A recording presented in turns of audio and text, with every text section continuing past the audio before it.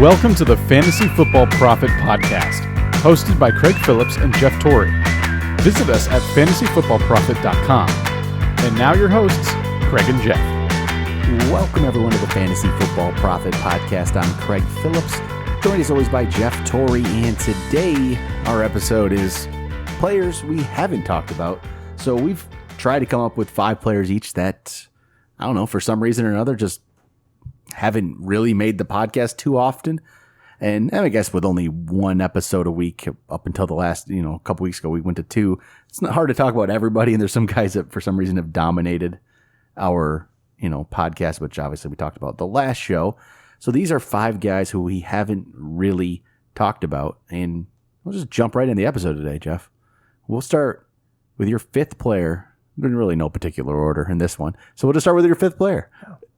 Coming in at number 5. We haven't really talked about AJ Green. And we have not much. That's true. Yeah, and I wanted to bring his name up and kind of pick your brain as well, because AJ Green is one of those guys that is a perennial top 10 pick wide receiver. I mean, even right now, he's ranked 11th. But, 2 out of the past 3 years, he's had considerable injuries. He is starting to get a little bit older. He obviously is still a very good wide receiver. And Tyler Boyd did do pretty well in his absence. He got over 1,000 yards, 7 touchdowns. What is your thinking on AJ Green, and how are you approaching him? Because I haven't ended up with him in any of my mock drafts, anything like that.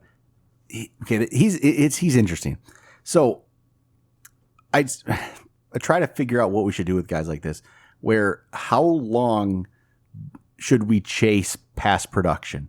And at this point, we're chasing production of a couple of years ago with AJ Green if we're drafting him. The reason why he actually becomes interesting is just because you're not actually paying for that past production necessarily. People are getting him in the 4th round a lot of times.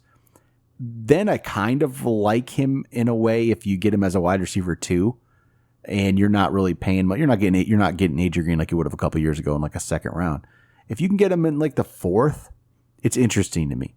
But I do worry and wonder, is it just going to be done with him? Is this, what did you say? He's 31 now? So yeah, he's just about to turn 31.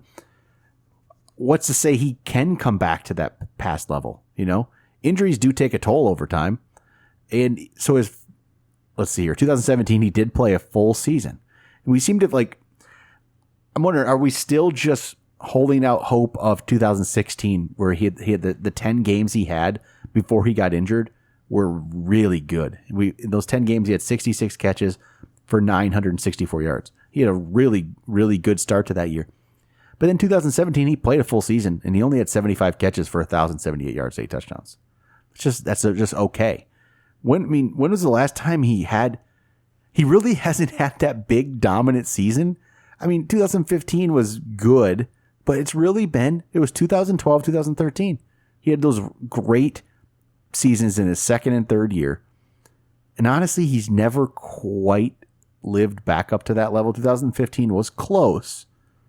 But we've had now 4 of the last 5 seasons where AJ Green really hasn't been that good. He's been good. He's good. He hasn't been great.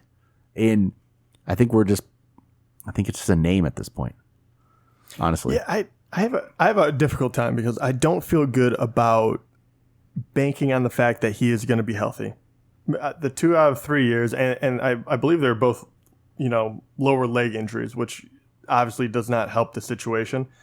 But I gotta give him credit too, because I look at his stats right now of last season, and supposedly he played in week 12. I think he was trying to come back, and he had 1 catch, and I don't count that. That was a whatever game. Yeah, they were solid. 1 through 8. He had 6 touchdowns, almost 700 yards. So if you double that, if that was really what he was going to do, he has a very, very good year. And on that same note, the targets are there, right? So the targets through week 8 are, just reading them off per game, by game starting in week 1, 8, 9, 8, 8, 10, 12, 14, 7 when he got hurt. So they're trying to get him the ball. He's still that guy that can catch touchdowns. He had 6 in 8 games. But even with all that said, I don't feel comfortable picking him even at the number 11 spot, even in round 4, when I could get another, say, running back or something, and kind of moving my team forward that way. I just don't think he's ever going to be in a position where I pick him. I'm rooting for him to make that comeback and actually be good. But I just think that, time gets everyone. And I think that he's going to have a very difficult time staying healthy. Yeah, that's where I wonder if it just comes to a point where he just can't quite get there anymore to that level. And it might be that point. Not to mention, Dalton has been fine, but he's a very average quarterback. So, yeah, I think that is also a bottleneck, in AJ production. Like those years he killed it. I do always wonder what he could have done in a better system. That is kind of weird when you look at those two, the 2016 and 18 where he had, didn't play the full season and his numbers look pretty solid. But then 2017, a full year, he just didn't do it. But I don't know. It could just be why. It could just not be there anymore. You say that, but 2017, he was okay. He just wasn't. He was the 10th best wide receiver. Yeah, it's just, I know it wasn't anything flashy, but he was still in the top 10. Yeah, and that's just. But you're right. I mean, he was the last time he was dominant was 2012, 2013. That is pretty. I mean, 2015 he was 8th. Yep. But yeah, 4th and 5th and 12 and 13. And it's like at some point we keep paying for what somebody used to be. And you're not really paying for it. If you can get him in the 4th, go right ahead. There's nothing wrong with that. So yeah, Green's. Yeah, I know. and there's not any news about him because he stays out of trouble. He just does what he's supposed to, and he's in Cincinnati. He's at an age where he still could have another year or two. So he might just be great. It's possible. That's where I don't really know what to do with him or what to think. I still have him ranked pretty decent. I think he's like 11th or 12th for me. Well, he's up there. I also see, and these aren't. I don't know if these injuries would cripple him, but you've seen. I mean, we saw what Megatron Kelvin Johnson kind of call it quits a little earlier than he had to because he wanted to preserve what was left of his body. You start wondering if he has one more injury, like, is he just going to be like, I've had a good run. Yeah. Why am I forcing myself to come out here? Because it's not like Cincinnati is a contender at the moment either. I wouldn't mind retiring at 31. Yeah, that would be nice. God, the life. But anyway, that was my number 5, right. AJ Green. What is your number 5? So my number 5 is I cheated a little bit. I put 2 guys. And just because quick. Right off the bat. Yeah, just break up the list. And it's the 2 rookie running backs that are kind of been ranked higher, David Montgomery, Josh Jacobs. We haven't talked a lot about these guys. True. And I mean, a little bit, but I'm just curious. People are going to wonder what we think of these guys because they see them all over the board. And I'll just say, so Montgomery and Jacobs, out of the 2, Jacobs obviously was drafted higher, but I think Montgomery could be in a better situation. But I will be honest, I'm not a big fan of either guy where they're going. And I'm just kind of staying away from that whole situation. And I know other people want to reach and want to get these guys early. I'm just going to say, I'm avoiding it. I don't want to do anything with it. Jacobs right now is ranked 20th. And Montgomery's 26th right now in consensus. ADP wise, it's 20th and 25th. So you got Jacobs going ahead of Sony Michel and Mark Ingram. I don't see. I can't do it. I can't do it. And why is Josh Jacobs going to be so much better than what the Raiders put out there last year? They couldn't get it done. Josh Jacobs is fine, but I heard this stat the other day where I don't believe Josh Jacobs ever has gone over for 100 yards in any of his games ever in college. He never went over 100 yards. I was always, I get that he is a good athlete and he probably is a good running back and you probably just didn't need to use him that way in Alabama. Yeah. But it is the same thing that I worry about. But, a lot of people will point back to, and they're different players, but they'll point back to Alvin Kamara, right? Yeah. He didn't get a whole lot of playing time in college either, and he was still a high draft pick. But the only reason I'm okay with Josh Jacobs at number 20 around, I would take Ingram before him. You could make a very strong point for Michelle, but he really is the only guy there, and you're going to have to try to run the ball. You spent a high draft pick on him. So I think that he's going to get the chance. So I understand why he's up there. Montgomery at 26, the only reason I understand that, I feel like Lamar Miller should probably leapfrog him because exactly what he's going to get, a ton of carries and everything. But Montgomery, I don't know what that guy is going to do at all. I don't even know how Chicago is going to use him yet. Everyone is just assuming. And they're assuming a lot, too, because Tariq Cohen isn't going anywhere. He's not going to get a lot of carries, but he's going to be every passing down. So it does limit him greatly. So I don't understand reaching on either of them. And to be honest, as soon as they come up, I kind of know I have a kind of like a cushion, and I can go out and get someone else because they're still there, and I know people are going to go get them. Josh Jacobs is as high as 9th in Fantasy Pro. Whoa. Somebody has him as high as 9. Yeah. Well, that's way too high. I think we can agree on that. Yeah, and see, that's where I just kind of last year was pretty much the only year I ever went for a rookie running back, and that was because it was Saquon Barkley. I don't like to go for the rookie running backs where you actually have to pay something for. Yeah. Saquon was its own thing. Everyone knew Saquon was good. There was no question he was going to be good. The only rookie running backs I like to get are ones I don't have to pay for later in the draft. I don't want to pay for just complete 100% speculation, which we just don't know. And David Montgomery is as high as 10th in rankings right now. That's ridiculous. Yep. So that's why I just wanted to bring them up quick and just let people know what we think. And it's really just I'm going to stay away. They're not going to be probably almost on any of my teams unless it gets to a point in the draft where they really have fallen. Yeah. And then it becomes not a reach. I could see Josh Jacobs in a moment of desperation when I have missed out on running backs going and getting him. But because very rarely would we that like Ingram ahead of him. Yeah. That typically doesn't happen. Yeah, I mean, so we usually able to get Ingram. I think Lindsay is going behind him as well, right? I don't know. But yeah, Lindsay is too. Yeah, Lindsay. I like Lindsay quite a bit. Like there are guys down there that even if it's not as clear cut, they're going to get plenty of work, and we already know that they're capable of developing into a fantasy player. Yep. All right. So that was my number 5. What's your number 4? Number 4 is a quarterback, and we just really haven't talked about Jared Goff a whole lot. Another guy I would like just to mention. Once again, a lot of these guys, and the reason why we haven't talked about them is because we're lukewarm on them. Yeah. But the reason I wanted to bring up Goff is because he did a wonderful job of taking the next step last year. He has a wonderful offense around him. He has McVay. He has everything pointing in the right direction. He finished as the 7th best quarterback in fantasy last year, and yet we give him no respect. We really don't. No. And we kind of just push him off to the side, but especially with Kupp coming back, and say they do take, away some carries from Gurley, just a few of them, so you have to throw a little more. Woods had a great year. Cooks is always wonderful. Why couldn't he improve on what he did last year, or at least repeat? Why wouldn't he be a top 10 quarterback? Yeah, I mean, I guess why not? It's and right now he's ranked as the number 12th. That's probably around where I have him. I think. What do I have him? Actually, I don't even remember where I had him. I just did my updated ranks today, and it is kind of lukewarm. I'm like you said. I just don't really feel any way about him. He's I have him 12. I actually have him 12. And look at this too. I mean, 65% completion.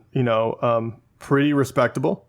He had almost 4,700 yards and 32 touchdowns and 12 interceptions. He really did a phenomenal job. And, I mean, that offense is young. Nothing is really changing on it. So he's just one of those guys that he gets lost in the shuffle because quarterback is so plentiful. And he is probably a really good pick there if you're waiting for quarterback. That's a good wait on quarterback pick. Because I think that's just a good one. Because like Kyler Murray, who I do like, but Kyler Murray's going ahead of Goff. But I wouldn't do that move necessarily, because I'd pick Kyler Murray. I'd pick him over like Phillip Rivers and probably even Tom Brady.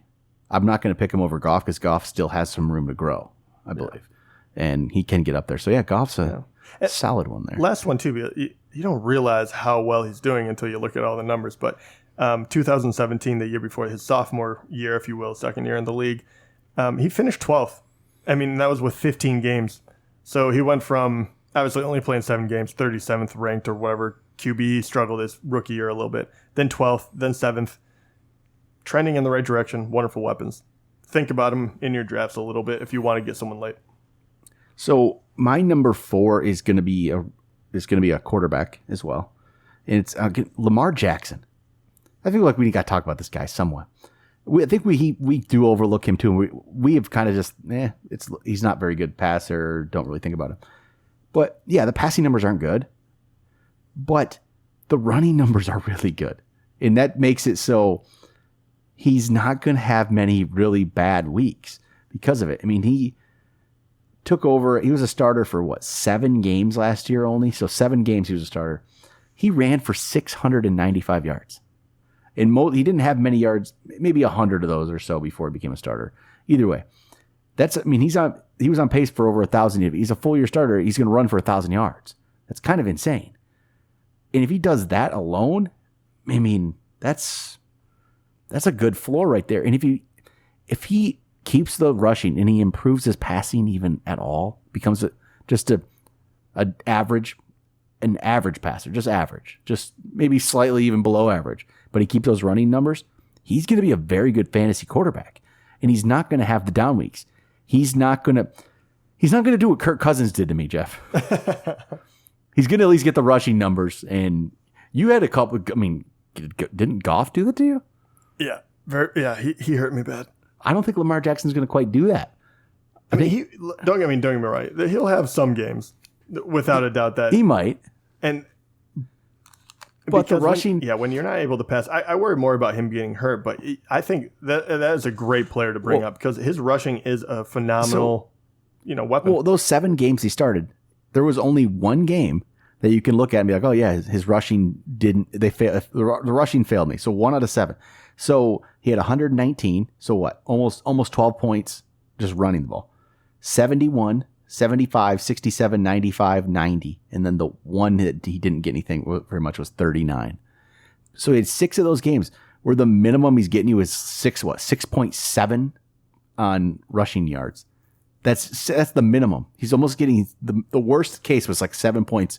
You have a 7-point automatic just on the board with Lamar Jackson. And then he had 5 rushing touchdowns as well. 4 of them in the 7 games he started. So he had almost as many rushing touchdowns as passing touchdowns. That's the problem. He only threw 6 touchdowns. Yeah, he needs to improve on that. He definitely does. But if he does, I do have to say, down the stretch when weeks 13, 14, 15, when he's finally had 3-4 games under his belt, he really changed it up, and he actually threw for 2 touchdowns, no interceptions, 1 and 1. So the fact that he was throwing touchdowns and not interceptions is a huge point because, being the type of quarterback where he can run and do anything he wants in college, the NFL I thought was going to be a bigger jump for him, but he looked relatively calm, relatively collected. I worry, kind of like RG3 back in the day, I worry that at some point you will just get hurt. But I really do like this guy for this year, and I was kind of hoping that he would go further in Scott Fishbowl because of that rushing would be so deadly. And once he took over, let's see here, as the starter, he was let's see if I got this right. Looks like he was 10th, actually. Weeks 10 through 17, when he took over as a starter, he was 10th in the league in points per game at quarterback. That's pretty incredible. And no one, where is he ranked right now? Because no one has given him love, I believe. No, he's 17th. Yeah. Wow, no one has given him love. He was 10th. And his ADP is 19. Mm-hmm. Yeah, so that's... All right, well, he... well, you know what? We're about to come out with our official rankings here in a week or so. But he's going to be one of them that you have to really take... And this is what's so difficult about the quarterback position, because Craig just talked about how he's very intrigued by Kyler Murray, right? Because he can run and do all those wonderful things. There's so many, and Jared Goff I just brought up, who is ranked number 12. There's so many good quarterbacks. Where do you take the risk? Well, here we go. I'm going to go to my number 3 instead of going to your 3. My number 3 is Josh Allen. I think we got to talk about him too. So over those, I have it up right now. So over those same games that Lamar Jackson was the 10th best quarterback in the league, weeks 10 through 17, Josh Allen was number 2. He was and I know I've done the list is weeks 9 through 17. So weeks 9 through 17, second half of the season, only Patrick Mahomes had more points per game than Josh Allen. That's it. Only Patrick Mahomes. And it's not like it's just like he was up there. Josh Allen was up there. Points per game. Let me pull this up. Weeks 9 through 17, points per game. So Allen played 6 of those games. He played 6 there in that stretch. Patrick Mahomes, over weeks 9 through 17, averaged 25 points per game. Josh Allen, 24.2. Third place was Ben Roethlisberger at 21.7. I have a very it's interesting. time. Yeah, it is. It makes you think. It's all about the rushing, right? Majority of it, because he threw some picks. Well, he definitely his passing wasn't great. And you give him a little bit of grace because he was on Buffalo, right? So you're kind of like, okay, you didn't have a whole lot going for you. You had no running game. McCoy just kind of fell off a cliff. Their line wasn't great. But it scares me the fact that he is way more athletic than we gave him credit for. But I also can't imagine, once teams see this, I can't imagine that they're going to let him do this to them, because he had 8 rushing touchdowns and he was rushing for over 100 yards in a few of these games, almost 3 in a row. He had 99, 135, 101. He ended the year with a 95-yard rushing. But then you look at his passing numbers and once again, he was on a bad offense, but completion percentage, 52%. He threw for 2,000 yards and then 10 touchdowns and 12 interceptions. It's not that you can't come back from that. You can definitely improve. They added some weapons for him. Wonderful. But if that rushing was kind of a figment of our imagination, where Lamar Jackson is just such a freak of an athlete that I kind of believe he can keep doing it, these numbers are so good that I have a hard time believing them. Because it is weird, because the first 6 games he played quite a bit there, the rushing wasn't there. It's where he didn't play in what games are those? He missed like 5 games in there or something. 7 through 10. So he didn't play those games, and he came back and all of a sudden could rush the ball.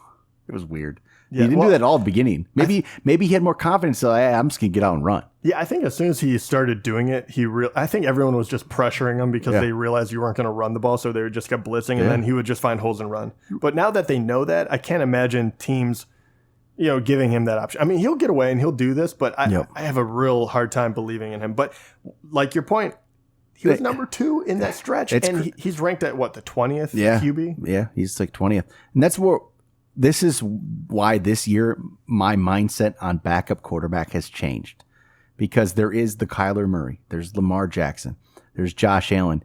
I don't mind just throwing them on my bench and just seeing if it's for real. Yeah. And I don't necessarily... like Jackson and Allen, I don't think they're not very good at throwing the ball right now, but that rushing is so interesting. So that's why we talk about these guys very much. So yeah, might as well. I'm going to jump over. It doesn't matter what it doesn't. What we have him in here. But I did have one more quarterback in here. I think we should talk about him. He's not a rookie, but Garoppolo. He was the hottest name last year. He was shooting up ranks. He was like, you thought it was the second coming. And no one is talking. He's ranked 22nd. And it's not good. And you have a ton of weapons in San Francisco. What happened? I'm literally, I don't really think that highly of him, but I have no idea what happened. Like when I looked at his name, I was like, oh yeah, he just fell off. No one cares anymore. No, he's forgotten. He's forgotten completely. And I mean, I'm not sure why that is. I mean, his numbers. I'm trying to pull up how many. I don't even remember how much he actually played last year. 2, 3 games? So he wasn't like doing amazing, I would say, last year. But again, he has potential, a lot of it. Okay, think about this though. I mean, he had just over 700 yards in, was it 3 games? Yeah. So he got hurt in one of them, right? So probably 2.5 or something. Yeah. So I mean, so he had almost 700 yards, and Josh Allen only had 2,000 for an entire season. I guess week 1 he had a rough go of it. He threw for 261 yards, 1 touchdown, but 3 picks. But the games 2 and 3, he had 206 yards, 2 touchdowns, 251, and 2 touchdowns. So those were fine. Those were perfectly fine numbers for a guy who's still has barely started at that point in his career. He's still getting going. And now he has a second-year Dante Pettis out there. They got Deebo Samuel. They got George Kittle. Good one. You have 5 running backs in the backfield, and most of them can catch. Yeah, so he's completely overlooked and forgotten about. But that's why there's so many quarterbacks. Yeah, and that's why I wanted to bring him up. I just couldn't believe it, because I think he was getting ranked in like the top 10. Yeah, he was. He was getting way up there, and then he gets hurt, and people forget about him. So that's a good one, too. All right, so I don't know where we are anymore. I've done 3. Okay. I have 2 more to talk about. So do I. I'll go to my number 2. I went with a DJ Moore here. We haven't talked a lot about DJ Moore. It's a good one. And he's the number 1 receiver on Carolina. Should be. And he had, I think I got a cat in the background here, Jeff. You might be picking that up. So DJ Moore, his rookie year, He just turned 22. I like to talk about these ages. These show how young some of these guys are. So he's only 22 years old. So as a 21-year-old rookie, he had 55 catches for 788 yards, only 2 touchdowns, it's a solid season for a rookie receiver who, again, most rookies really don't do much. We've been spoiled by the Odell Beckhams, Mike Evans, whoever else was a great rookie receiver. So DJ Moore with 55 catches for 788 yards definitely can improve on. That's a great start for a 21-year-old guy. That's honestly not. Juju had similar catch numbers his rookie year at a young age too. What did Juju have his rookie year? He had 58 catches. He had a lot more yards and touchdowns. But DJ Moore, he showed flashes. He really did. And the big difference too between those two is the fact that one was on Pittsburgh and one was on Carolina. Carolina has never been a prolific throwing offense. Yeah. And he's not going to be the leading receiver. He's the number one receiver, but he's not going to be the leading receiver because Christian McCaffrey's always going to outcatch him. But I think he can be really good. What I really, really liked about him, or what I liked seeing, because the 2 touchdowns is kind of alarming, right? But the fact that they try to get him the ball more down the stretch of the year. So you start looking at targets, right? Which is very important, especially in Carolina, because you never know with Newton. He's a tremendous athlete, but he's kind of up and down as a quarterback, in my opinion. But week 10 on, before that, he doesn't really go over 5 targets.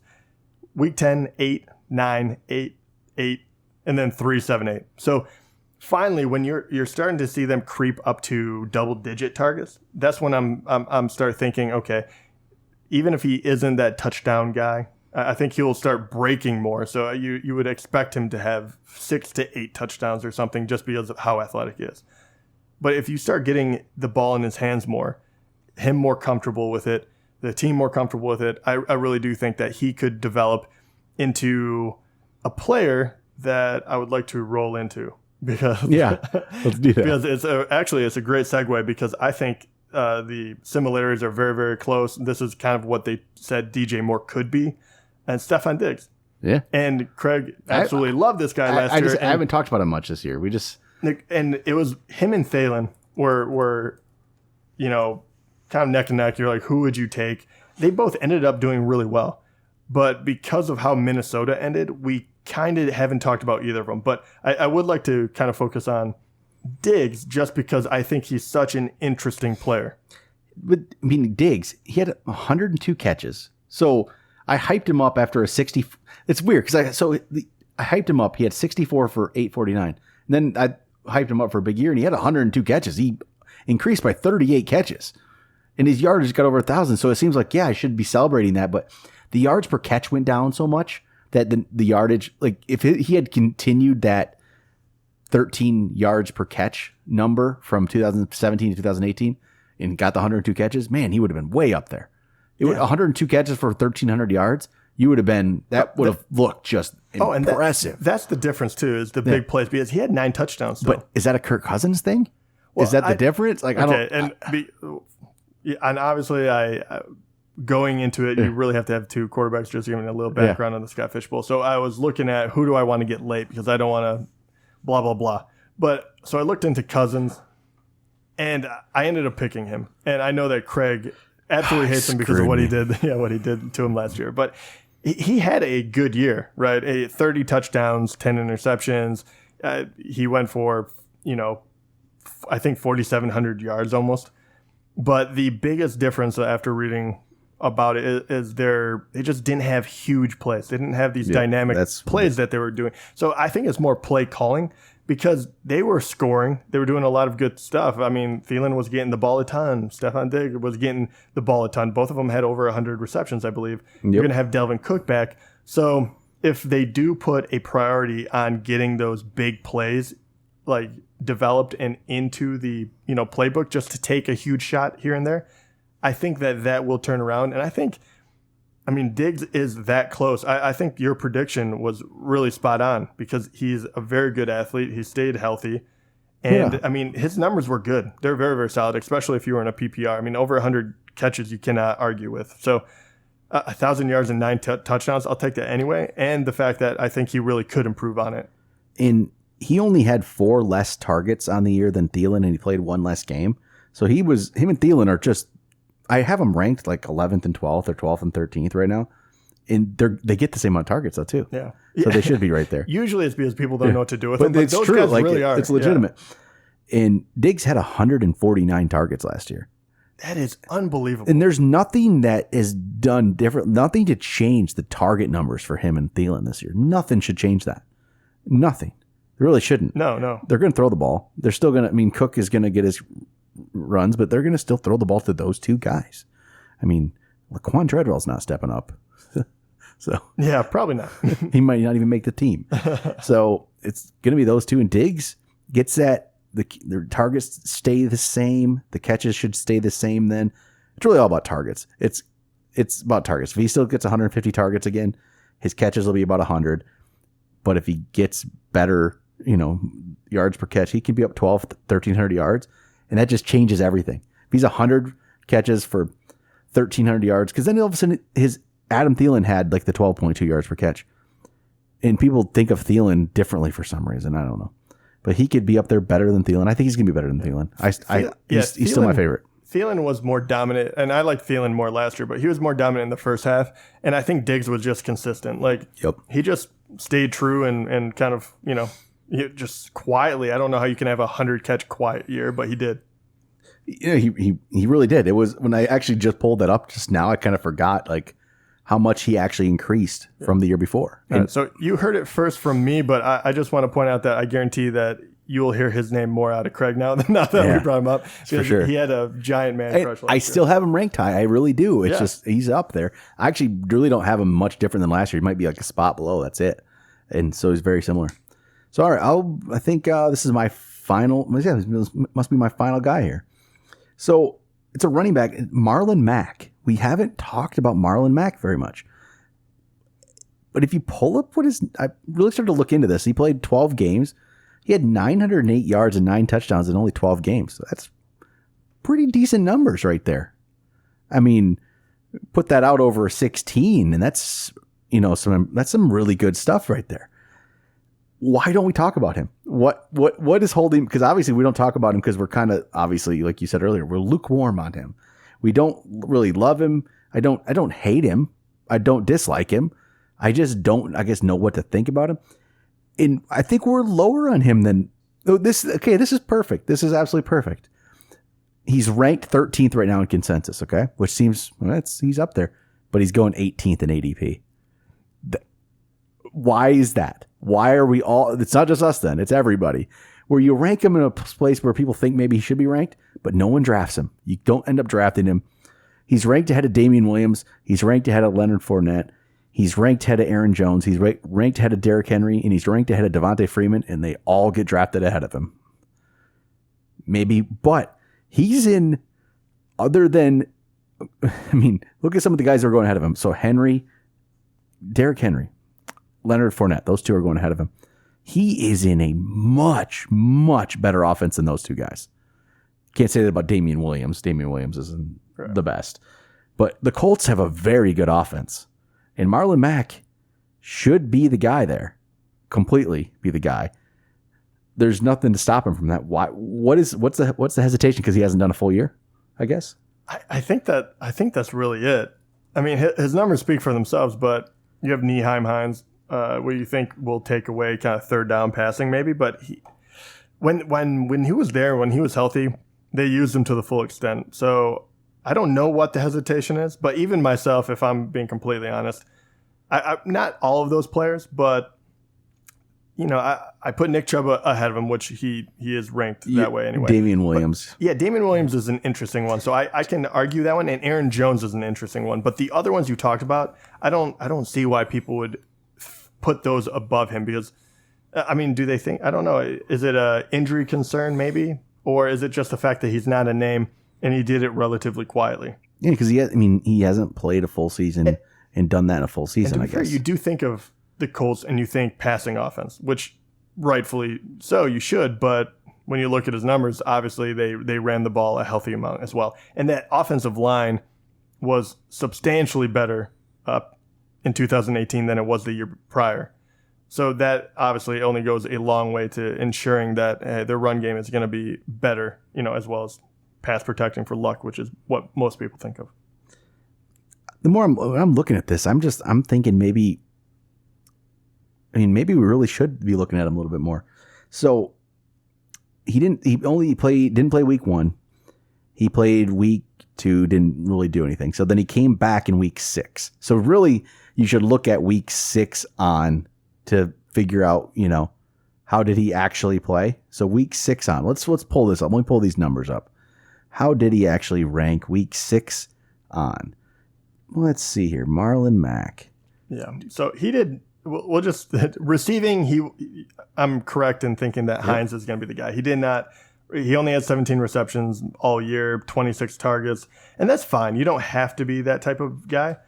But man, they used him in the rushing game. Yeah. He was the 11th best running back in week 6 through 17. So very solid. He was better than Joe Mixon. He was better than Philip Lindsay, who everyone fell in love with. He was better than Nick Chubb, better than, Aaron Jones. Yeah, they didn't give him a shot. Better than David Johnson, better than Dalvin Cook. He's better than a lot of guys who people just easily put ahead of him right now. He was very good. He was the 11th best running back over that stretch that he actually was playing there. That's very, very solid. And yet we just kind of, don't think about him. Don't draft him. And I don't even know why. I don't know why. I don't know why. I don't think I've had Marlon Mack on any of my teams. But when you think about it, why would he not be just a great running back 2 for your team? He's an awesome running back 2. Yeah, if you really look at the numbers too, there is only a couple of games that he really didn't show out, and 2 of them, we'll say 3 that he really suffered. 2 of them are against Jacksonville, which is unfortunate because you're going to have to play them again. Yeah, and then the other one's against Houston. So, it's worrisome that you're going to have to play those guys a lot. And maybe that's part of, I don't think people are really looking into that all so much because I hate strength of schedule and all that. But it's just it's him not catching the ball. That's really it. I mean, you take away half of that. And I think that's why you look at the people. And this is my thing, though. So Fournette is a perfect example. Who was the other one? Fournette and that's Derrick Henry. Yeah, Derrick Henry. Those 2 guys should not be going above him, even though they're being drafted averagely above him, because they don't catch the ball either, like at all. No, they don't. So, based on over Derrick Henry, he's in such a better offense than Derrick Henry. Oh yeah, Derrick Henry. I don't understand why. Anyway. Unless you believe in Marcus Mariota. I definitely do. No, I like the guy. I just don't. But it's not the answer. But yeah, we're not the only ones doing this with Marlon Mack. Whenever you see a guy that goes well below his ADP is well below his rank, it's just is he that guy who sits at the top of the draft board and you just don't draft and he sits there for too long. It's just that guy that everyone just doesn't know what to do with. So Marlon Mack, he's the last guy I have on my list today. Do you have one more guy? One more guy, and it is another running back. Someone that we definitely have not talked about at all is Kenyon Drake. Oh, yeah, that's for sure. Yeah, so completely the forgotten man. Right now he is ranked 25th. I believe last year he ranked 17th in running backs, and that was with getting hardly any work. Like, they really did a poor job of getting him the ball. When you look at his numbers, once again, it's completely up to Miami, which I have no faith in their organization to do the right thing. But it's up to them, and if they do make him the primary back, which they should, because Gore is gone, yeah, it makes sense, right? Ballage, I'm not a scout or anything. I just don't think he's any good, right? And I don't think he is. But Drake really did show something, and if they give him enough touches, I think that he is going to be a sneaky good pick. And it shouldn't even be sneaky at this point, but he's going to be a good pick. I agree with this. I've actually been thinking about him recently and how far he's going down the board. But only 120 carries. If he gets a increase in carries, he's going to be up there. His yards per carry has always been good. It's always been good. I mean, a lot of times it is on guys who don't get as many carries. It might go down slightly, but he catches the ball too. 53 catches last year. So he can catch it a little bit. He can run. If they give him a real shot, he's going to be a guy who you're going to get, 25th right now, you said?